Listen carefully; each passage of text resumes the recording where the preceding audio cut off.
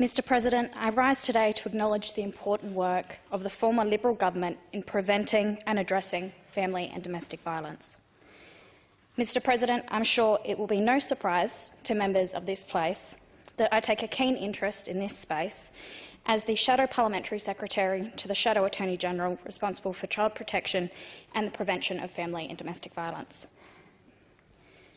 The issue of domestic violence is pervasive and all too prevalent in our society. It is an issue that cannot be resolved unless we face it together. The former Liberal government made enormous inroads tackling this difficult issue, but more can always be done. We must continue to challenge stereotypes and pursue equality and respect across every aspect of our society. We all bear the responsibility of calling out inappropriate and disrespectful behaviour when we see it, of preventing abuse from happening in the first place, by teaching children respect, and by reaching out to those around us who we may be worried about. We all have a role to play in addressing and ending domestic violence as a parliament, as a community and as individuals. During its term, the former Liberal government allocated record funding to support South Australians suffering from domestic violence. This included prevention measures and a commitment of more than $21 million in new funding towards a raft of new domestic violence measures. They introduced 40 new crisis accommodation beds for South Australians enduring domestic and family violence across Adelaide and the regions. This included 9 beds for a perpetrator pilot through community transitions.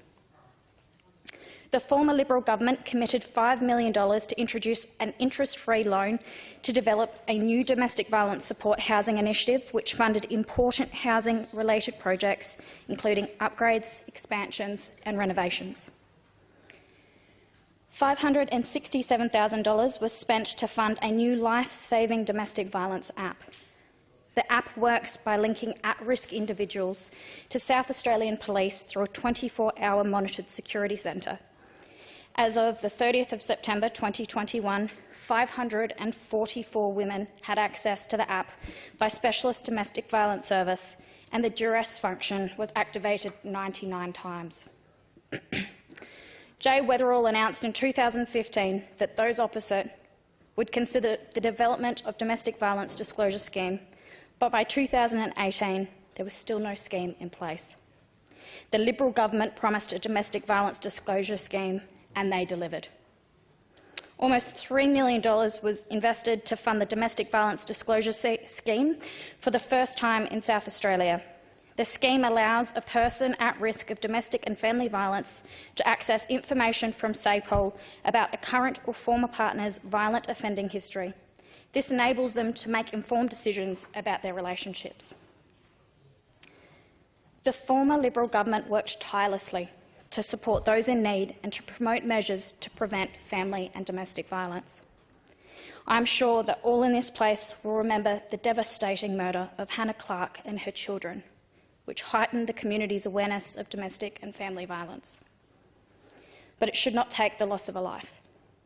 It should not take any form of abuse for our society to take a strong stance and say enough.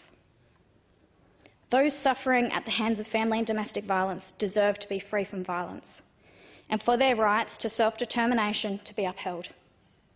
They deserve the equity of accessible services and support. Importantly, they need services that are transparent, accountable and reliable, and for perpetrators to be held to account.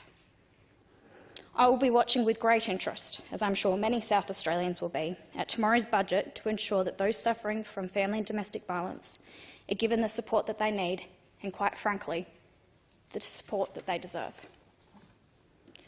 Only by working together can we continue to put an end to domestic violence, and I commend the former Liberal government on its achievements in strengthening and in protecting our community. Thank you.